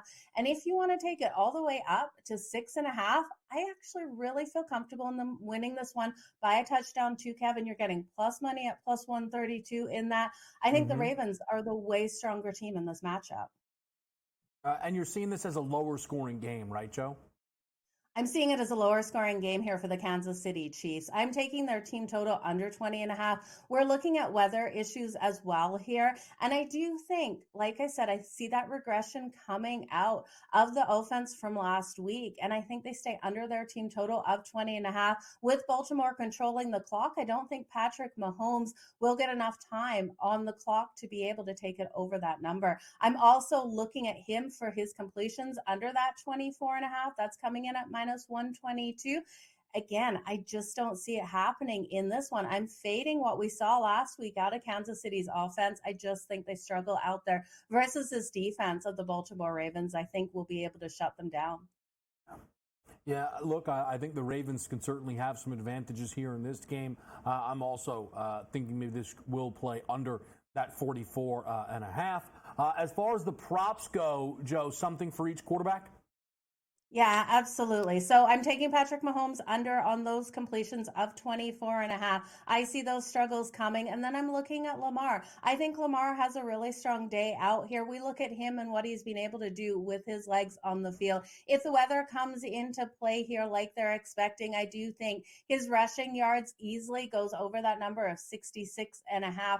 We look at what he's been able to do in the last couple of weeks. He put up 100 rushing yards on the Houston Texans. And I know they started off slow in that last game, but I don't think they start off slow in this one. I think that was a little bit of rust out of this team. I have full confidence in them and full confidence in Lamar. We know he's going to put the weight of the world on his shoulders for this game again. Yeah, look, he now has, I believe, 3 out of his 5 postseason games with 100-plus rushing yards. And then the anytime touchdown score, where do you go, Joe?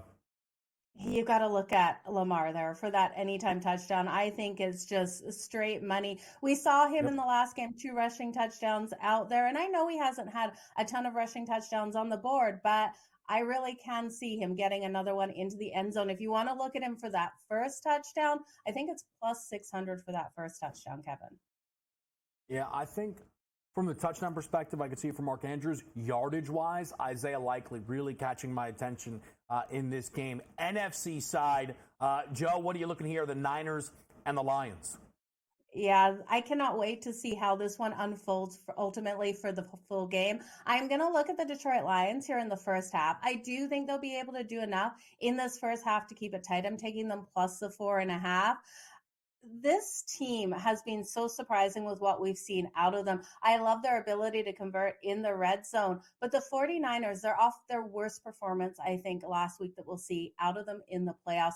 I know a lot of people saying Brock Purdy just looked terrible and he's going to be terrible again. I'm not buying into that. I really do think the weather came into play in that one, and rust and a little bit of nerves for the 49ers. They were able to come back and get that win, but I love what I saw out of the Detroit Lions in their game. I think this team is playing incredible ball. Ultimately, for the full game, I'm not willing to jump on a side, but I think that first half, Dan Campbell, Jared Goff, and the Lions will be able to come out and do enough to hang tight with the 49ers. I don't know, Kevin. I'm scared for the full game, but first half, give me the Lions plus the 4.5. All right, keeping it close early. Talk to me about some of the props that you like here, Joe, from the quarterback position.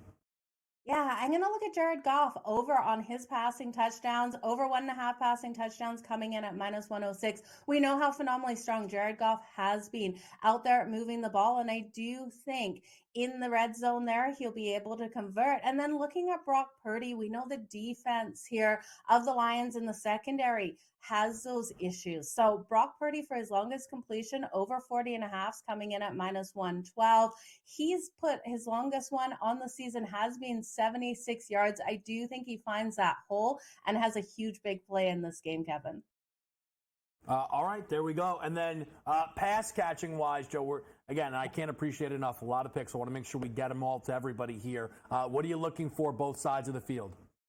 Yeah, I'm going to look at George Kittle. George Kittle has been absolutely phenomenal out there for the 49ers. I believe in him for his longest reception over that 23.5. I think it's a really solid way to go. And then St. Brown, the wide receiver here for the Lions, he's absolutely phenomenal. I think he deserves more respect than people actually give him.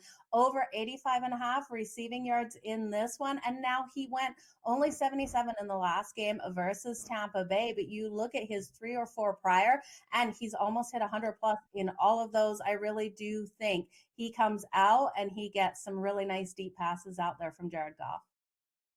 When the word is official on the Deebo Samuel stuff, it's going to impact a lot for me on just where I'm most confident on that Niners side of the field. It could create a lot of opportunities, though, for George Kittle, Brandon Ayuk as well. Joe, we appreciate it as always. Another Joe Ranieri is on next.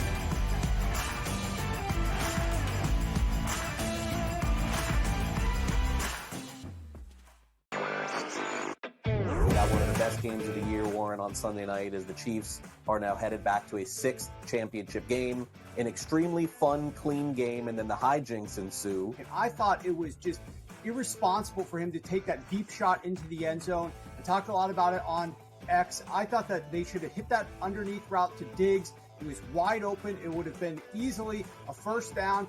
Newswire, only on SportsGrid. Kyle Shanahan said after the game it was the same shoulder that made Deebo Samuel miss 2 games throughout this regular season in 2023. Last time it was a scapular fracture. He missed a couple weeks. By video, we don't see that. It was the play that he got hit and had a head check. It's more believed to be a muscle injury. X-rays are proven to be negative. They're saying 50-50 right now. The early line, only on SportsGrid. This will not end well in Milwaukee. They will flame out, there will be problems, and we will see what happens of who's the next domino to go. Does Giannis, who just signed an extension, ask out after a year? Do they move on from Dame? Or do they start blowing up some of the other guys, Brook Lopez, Bobby Portis, so on and so forth? It'll be worth watching. Betting above the rim, only on SportsGrid. It's smarter to be on SportsGrid, your 24/7 sports wagering network. Well, look at the Heisman Trophy. The early line. And what it all means. Individual success. You should have tried to get something for Anthony Rendon. Not bought at the deadline. Newswire. We're getting a lot of news, trades, cuts, and some movement in terms of starting quarterbacks, Pharrell, backup quarterbacks. coast to coast. I want to watch great players make buckets and win games. Game time decisions. I have no idea what the heck the Blazers are doing and what they in-game live, Just prime time. Yard for a grand slam. The bottom of the 4th inning in a 12-2 baseball game. We got football scores going on at Wrigley right now. Sports Rage That was late good betting. night. We waited for a 1.5. We got paid. We did. Did like a 2.5. jumped on There's it. no taking weeks off in golf betting, ever. These are the best weeks to bet. It's smarter to be on SportsGrid.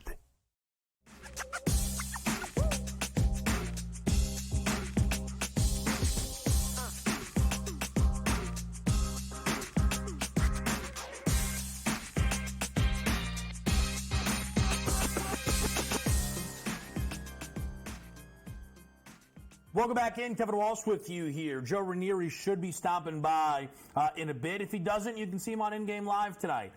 What this has done is given me an absolute free pass here to talk about the All-Star starters. Eastern Conference, Giannis, captain again. Tatum, Embiid, Halliburton, and Damian Lillard.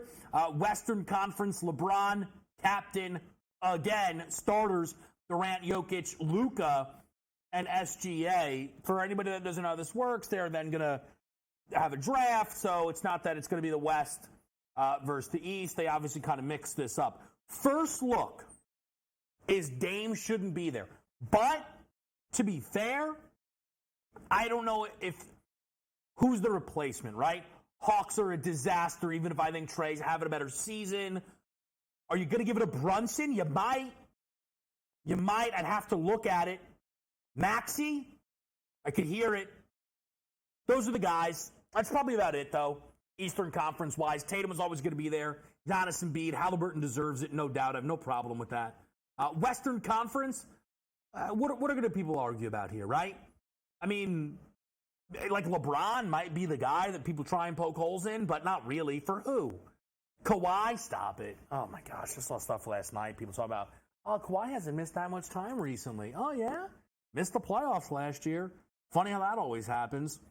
Like, if you're doing record stuff, Anthony Edwards could maybe deserve a seat at the table. But also, you got to, like, with the fan vote, look, LeBron's going to start in this game every year until he retires. That's just how this is going to go. Interesting to see how this stuff rounds out. We'll see. We'll see if Giannis can up his draft strategy heading into this year. So right now we're live with the game between the Pacers and the Sixers. Indiana's out to the hot start. Not surprised by it. I told you guys I'm playing sides tonight in the NBA, 4 of them. I am playing them a little bit lighter, though. Still just looking to find some footing, I feel at times, within the NBA sides. But I'm on the Sixers laying 5, Heat catching 8, Knicks catching 2.5, Warriors catching 2. So laid it with a road favorite and then took 3 home dogs here. And then we've got an early Utah lead in Washington, 22-18. Kuzma with 8 early. Larry Markkinen has hit 1 from beyond the arc and has 6. What I can give you guys are kind of some of just the NBA stuff that's going to come up here for me tonight. Give me Karl Anthony Towns over 2.5 made threes. We had Cat in a situation where I'm wondering if the volume is going to stick, right? He has now had 2 straight games of double-digit attempts. If that sticks, that's massive. Because all of a sudden now, this number should be like 3.5 with minus money to the over. In his career, he's had 23 games with double-digit attempts. 18 out of the 23 have gone over 2.5. Now, that might be a big ask, but we've also got him in a bounce-back spot. Shot 2 of 10 last game. 20% for a shooter like Cat is very low, so I like that spot. We like Michael Porter Jr. over 14.5 points. We've talked about that a few times. And we added Terry Rozier. So I was thinking that they were going to have Rozier at 1.5 made threes. But they knew that wasn't to be the case. They actively hung Rozier at 2.5 plus money over minus 200 to make 2. But when Rozier is made, I know everything's different. Volume's different in Charlotte. Plus, there's a lot of hoop without LaMelo Ball. He was the guy. This guy was averaging over 22 a game. In Charlotte, 19 games with 2+ makes. He scored 20+ in 18 out of 19 with 16+ in the 16 on the dot and the 1 exception. So I played him over the 15.5 points with no hesitation here. And that's kind of where the dust settles on that. And then again, we took the Knicks plus the 2.5 and the Heat plus the points. The women's college basketball game tonight, we've mentioned it a couple of times here. I don't have a play in it at the moment because we don't have team totals up and available. But you will notice that on the women's side, this is not a situation where the book said, all right, we'll step up and we'll hang lines for this one big game. No. They hang lines for all the games. And they're hitting live lines as well where you can find value. So, I mean, they got Hawaii, UC Santa Barbara tonight if you want. Santa Barbara, the Gauchos laying 1.5 at home in that game. This LSU South Carolina total's gotten on the move, though, up towards 152.5. Let's see if that's just kind of going through the two main spots there. Let's see, where do we go for? And I'm curious, and I think we're going to get to talk to Dave Showerpan tonight for the first time in a while, which I'm looking forward to. But Consig, I'm curious what he anticipates to handle being there. Also, by the way, so Caitlin Clark is going to break the record for most points scored in women's college basketball. They're calling record breaker props. There's which game will she break it in, method, quarter, like all of these incredible numbers. If you look right now, though, and this is what I was talking about with the game tonight. You know, South Carolina goes, I know you never want to make one game determine everything, but if South Carolina gets the job done tonight, wins by double digits at LSU, who at the moment right now 7-1, Iowa 7-1, UConn 7-1, UCLA plus 750. But you would think that LSU probably the second strongest booked team in women's college basketball. Maybe UConn. I don't think it would be Iowa, but maybe UConn. But if South Carolina is going to lay 7.5 on the road tonight and proceed to cover that number, their 2-1 is probably a bit short. Because for a team like South Carolina, when you get to the women's tournament, right? When is the first time they are going to have any fear, right? When is the first time for the South Carolina Gamecocks, you as someone who will be holding them at plus 200, keep in mind, their money line tonight, it's about hedge opportunities, right? The shorter the number, obviously, the more difficult to be secure. This team is minus 400 at LSU. So we get to the tournament, their shortest number, let's say the other teams, this might be the shortest number you see on a South Carolina women's money line all season long. All season long. That's why tonight's going to matter. Tonight's game probably moves markets as well. Let's see what we could get. Can you get better? You can get a plus 260 right now. I might even myself just take it. Because I'm trying to go back and I don't, again, we can kind of do this on air.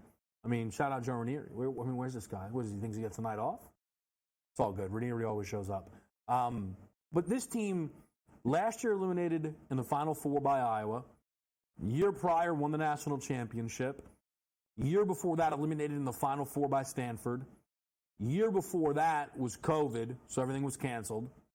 Year before that, eliminated in the semifinal of their region by a number one team in Baylor, but was that South Carolina team was not as good as years prior. They were only a 4 seed. All right, so put it like that.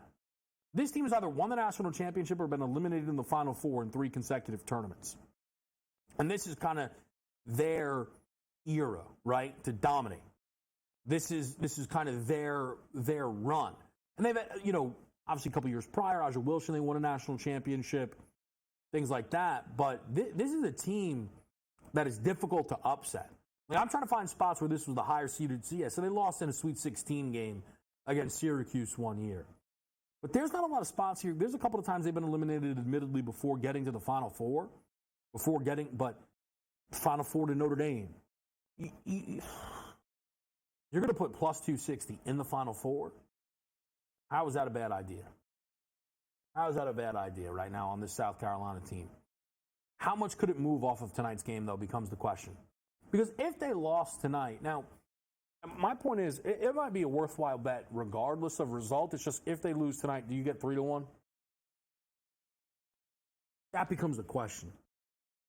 I'm tempted, though. I really am. Because that's just what tonight shows. If this team's going to be minus 400, or put it like this, the LSU money line right now, plus 270. Right? Is that the best line you can catch? I'm just going to look one other spot here. Yeah. So plus 270. You can take that twice for a half just to cover yourself if you wanted to. in the Final Four, maybe like the matchup on the other side. But what do you think this team is to make the Final Four? Like on the men's side, Purdue is plus 160 right now to make the Final Four. To compare, though, Purdue is plus 750 to win the title. So they're about 66%, if I'm, fortunate enough to be doing that math correctly off the top of my head. I mean that means you're talking about, and I can kind of during the break do this a little bit better, but South Carolina women's would probably be minus 400, 350, 550, someone give or take. Between minus 300 and 500, let's just call it a ballpark, to make the Final Four. You're going to put plus 260 in the Final Four? I might shop around a little bit, put some eyeballs on that. Did they tip yet in South Beach? They have not. 34-25, Indiana leads after one against the Pacers. And then Utah's going to hold a big lead over this Washington team. Washington's hopeless, man. Washington is hopeless. Probably the least interesting team in the entire league, which is incredible. Like, Detroit was so bad they became interesting. The Spurs have Wemby. Charlotte or Sellers, right? Portland, I don't know. Like, Portland has a bunch of veterans they should get rid of. The Jeremy Grant bet ruined that nobody even cares about, but that's me. Like, Memphis, I mean, obviously so much had to go wrong. Like, this team is just disastrous. So bad. All right, we got Consig back on Game Time decisions for what feels like the first time in a long time. We're hitting a break here, though, with you here. I'm Kevin Walsh, live on SportsGrid. It is a Thursday night. We'll be right back.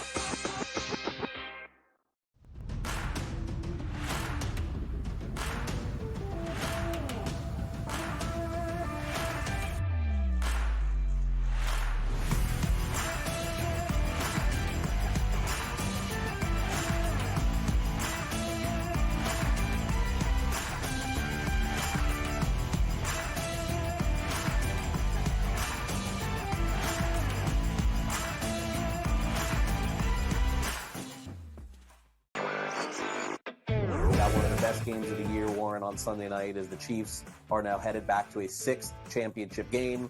An extremely fun, clean game, and then the hijinks ensue. And I thought it was just irresponsible for him to take that deep shot into the end zone. I talked a lot about it on X. I thought that they should have hit that underneath route to Diggs. He was wide open. It would have been easily a first down. Newswire, only on SportsGrid. Kyle Shanahan said after the game it was the same shoulder that made Deebo Samuel miss 2 games throughout this regular season in 2023. Last time it was a scapular fracture. He missed a couple weeks. By video, we don't see that. It was the play that he got hit and had a head check. It's more believed to be a muscle injury. X-rays are proven to be negative. They're saying 50-50 right now. The early line, only on SportsGrid. This will not end well in Milwaukee. They will flame out, there will be problems, and we will see what happens of who's the next domino to go. Does Giannis just sign an extension, ask out after a year? Do they move on from Dame? Or do they start blowing up some of the other guys, Brook Lopez, Bobby Portis, so on and so forth? It'll be worth watching. Betting above the rim, only on SportsGrid. It's smarter to be on SportsGrid, your 24/7 sports wagering network. We'll look at the Heisman Trophy The early line and what it all means. Individual success. You should have tried to get something for Anthony Rendon. Not bought at the deadline. Newswire. We're getting a lot of news, trades, cuts, and some movement in terms of starting quarterback, Pharrell, backup quarterback. coast to coast. I want to watch great players make buckets and win games. Game time You decisions. have no idea what the heck the Blazers are doing and what they In-game live. Just Prime took 'em time. yard for a grand slam. The bottom of the fourth inning in a 12-2 baseball game. We got football scores going on at Wrigley right now. Sports Rage That was good Late betting. Night. We waited for 1.5. We got paid. We did. Did like the 2.5. Jumped on. There's no taking weeks off in golf betting ever. These are the best weeks to bet. It's smarter to be on SportsGrid.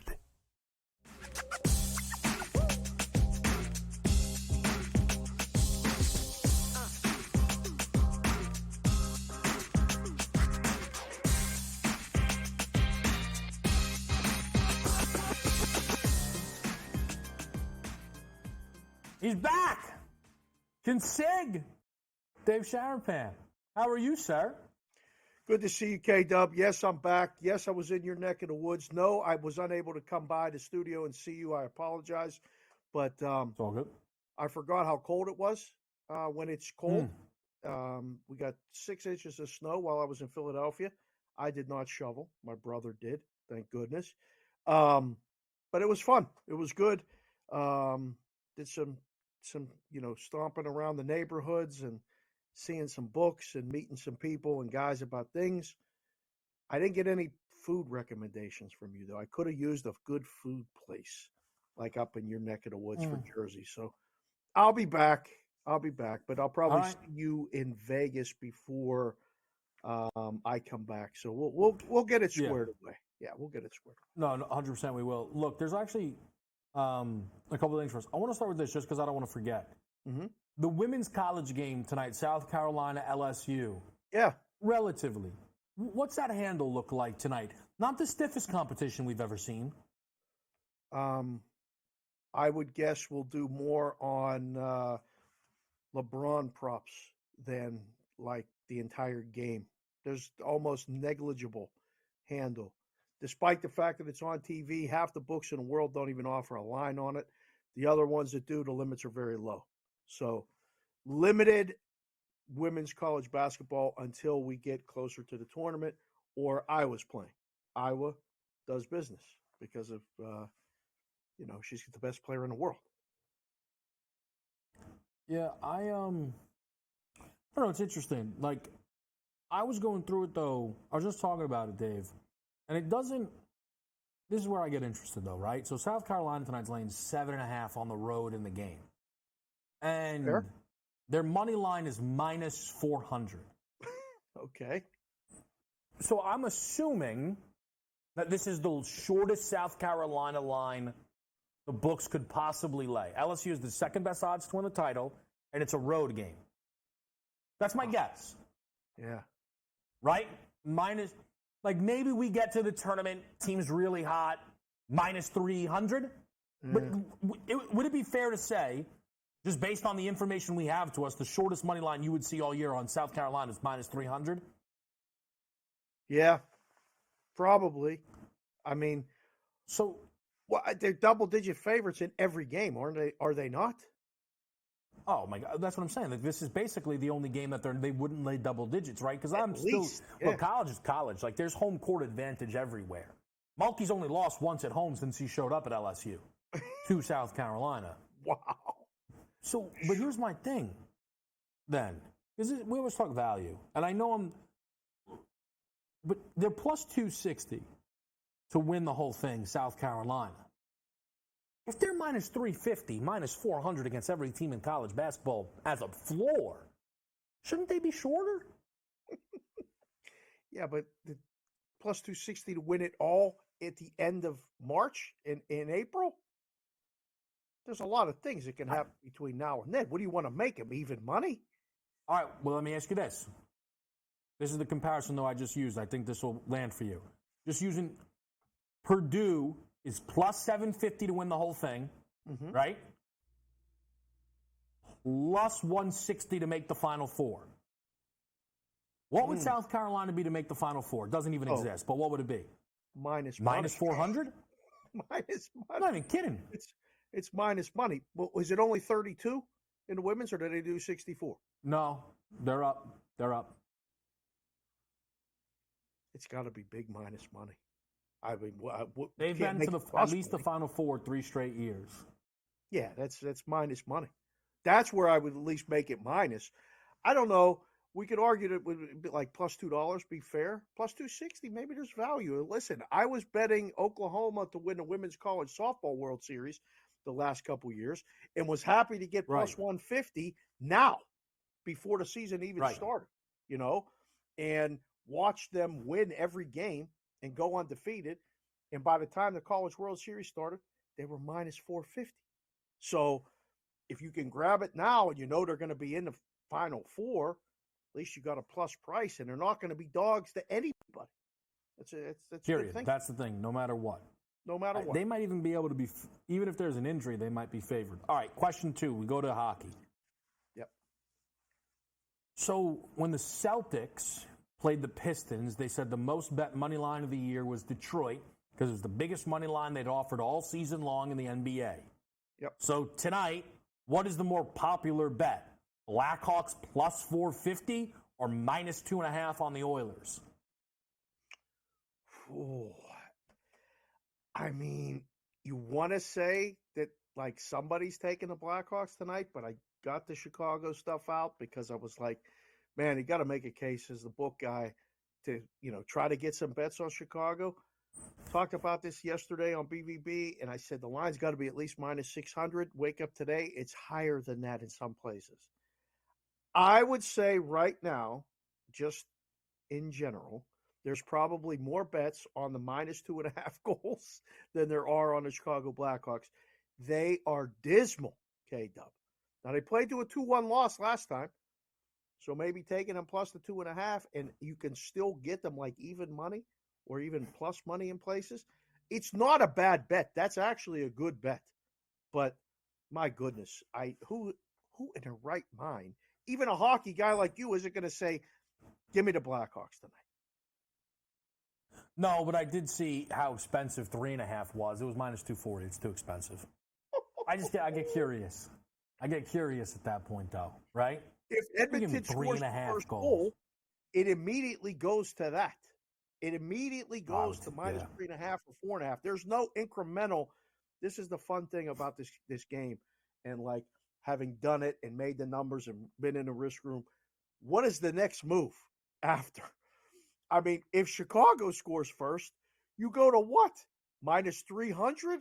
Like, it ain't like you're going to make the Blackhawks favor. But if the Edmonton scores first, it immediately jumps to, I don't know, minus 4.5, minus money. I can't wait to watch. All right. But this is where, I get so interested. Edmonton is minus 130 on the puck line in the first period. Minus if this what, is so half? easy, a half. They're not up a goal at the end of the first. Somebody's sleeping. That's a good bet. Ooh, somebody's I thought sleeping. It'd be 1.5. I thought it would be very expensive 1.5 plus 1.5. Yes. If it's minus a half and it's only minus 130, guys, if you're in the risk room, whether it's at FanDuel or DraftKings or wherever K-Dub's looking, probably should get on that before the game, before the opening puck drops. Because K-Dub, somebody's going to get in trouble. That's too low. That's way too low. Look, to Dave's point, minus 150 at a different place. So it's not like it's minus 130 everywhere else. No. And we know 30's that's low. kind of yeah. Can I ask you this, though? Yeah. This has been confusing me now for a very long time. I hate when you get confused. Every single time there is this update about some big hockey line. No, this can't be. I feel like it involves Edmonton. I thought they were terrible. They have the second best odds to win the Cup. What is going on? What do you mean? Edmonton's won 14 I know they games fired the coach. Changed everything. Okay. They score goals. They got goaltending. They got great special teams during this run. 14 games in a row. K-Dub. The most games won in a row in a regular season is by the Penguins in 1992-93, 17. They play the Blackhawks tonight for number 15, Nashville next for number 16, and then they're here in Vegas for number 17 to tie it. Edmonton's rolling, man. They're coming. They're charging. Then, explain this to me. Mm-hmm. How the hell is McDavid plus 450 to win the thing? To win the Hart? There's no way. I know I'm on the outside. It can't be. There's no way they're about to set the single-season record for most wins in a row. Everybody knows he's the best player alive.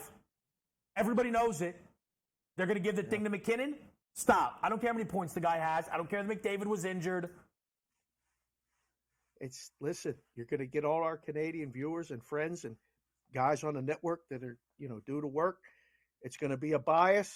It's going to be a U.S. bias versus a Canadian bias. You're going to hear all this stuff. Listen, I don't know. McKinnon's amazing. McKinnon scored 4 goals last night for the second time this season. That's only happened twice, like in the last 20 years or something. McKinnon is unbelievable. Right. And the Avalanche are Sure. rolling too. The Oilers aren't even in first place in their division. So we gotta, they gotta get there. I'm not saying it's a bad bet. That's a good bet at 450, because if McKinnon misses any time and McDavid does not miss any more time. Yeah. They're hanging the field at plus 100. I have to imagine that if you watch this show religiously, you've been so annoyed by me bringing this up to every person that knows hockey. But the field is plus 100. Like, if McKinnon gets injured, you win the bet. If McDavid stays hot, which he's Kucherov 3-1. Like, don't you just take the field? Yeah, but shouldn't the field be a little bit better priced than even money? Like, what are we doing? Well, it moved. It was minus 150 earlier in the week. Was it really? Yeah, because McKinnon just flipped to minus. He just flipped to minus for the first time. Yeah, somebody must have made a move and bought some tickets on that, or told The somebody. 4 goals. Yeah. He Well, that scored 4. helped. No, you just told me That what helped. happened. Yeah. He scored 4 and it moved the number, which, again, Sky Rozier scored the first basket. You got to be kidding me. Oh, my God. I do all this talking. I didn't bet the first basket. You got the Knicks tonight? Please tell me you got the Knicks tonight. I love the Knicks tonight. Oh, I love the Knicks tonight. Yeah. I do. There we go. Here's the Sixers. I took the Sixers and I knew it was a bad spot, but I was in too deep. Like, I knew it was a bad spot. We'll see if they can do a comeback. It's fine. I'm not stressed about it. Okay. But we'll see. I didn't meet What to else wear you the looking at? Chicago stuff, but I know the game's later tonight. The Bulls Go ahead. plus the points Yeah. against the Lakers. I mean, Right. I didn't even I wore the Chicago stuff. It says Chicago, because that's what I've got, and I didn't have nothing else. But the Bulls plus the points live? No. I mean, this is your team. This is your guy. I know you love LeBron. Give you a chance to talk about your guy and his team. It's an absolute mess. I'm surprised they didn't hire Doc Rivers, to be perfectly honest. No, I mean, if LeBron had any... So this is the best part, is all the stuff that he gets blamed for, like, oh, LeBron makes every decision. If that was true, Doc would have been coaching his team a long time ago, which would have been bad. Right. But it's true. He'd have fired Darvin. He'd have traded the whole roster. Oh, he would boy. have found a way to get his kid on the team already. Yeah, maybe. Like, I mean, right from USC, just drive over. I mean, you can come right up and play, practice. here's That'd the be deal. awesome. The reality with the Lakers thing is we'll assess it after the deadline. That's where we are. That's where we've been for a while now. Okay. You know? Because That's you can fair. look at it like, oh, I don't like this roster. Who cares? There's only 2 guys that you know are going to be on this team in March. There's only 2. Not even D'Angelo? And if I had my way, there'd only be 1. I mean, let me tell you. But listen, I'm not in You charge. ship AD? I mean, honestly, can I just ship out LeBron? I mean, can we go play some winning basketball? I mean, enough of this Oh, Laker team. no! I mean, save this Finally! organization. Finally! Come on now. Let's get a best bet on the way out.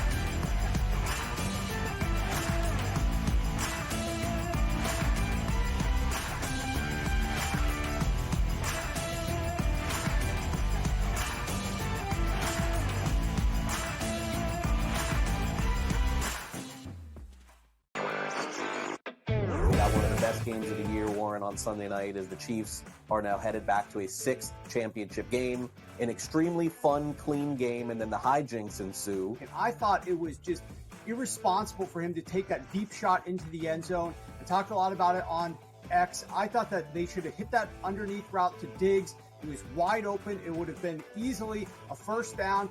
Newswire, only on SportsGrid.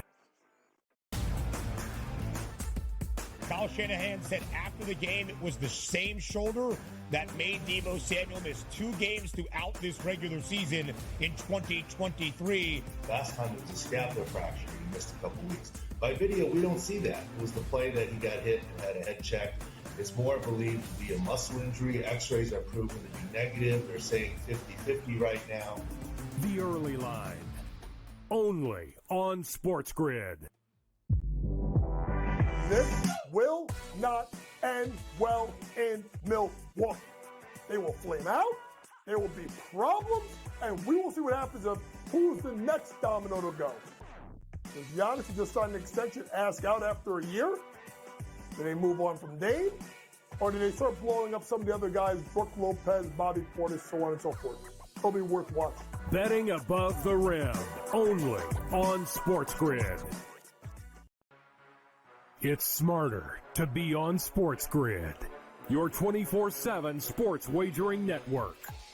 Well, look at the Heisman Trophy. The Early Line. And what it all means. Individual success. You should have tried to get something for Anthony Rendon. Not bought at the deadline. Newswire. We're getting a lot of news, trades, cuts, and some movement in terms of starting quarterback, Pharrell, backup quarterback. coast to coast. I want to watch great players make buckets and win games. Game time I decisions. have no idea what the heck the Blazers are doing and what they In-game live. Just Prime took 'em time. yard for a grand slam. In the bottom of the fourth inning in a 12-2 baseball game. We got football scores going on at Wrigley right now. Sports Rage That was Late good betting. Night. We waited for 1.5. We got paid. We did. Did like the 2.5. Jumped on. There's no taking weeks off in golf betting, ever. These are the best weeks to bet. It's smarter to be on SportsGrid.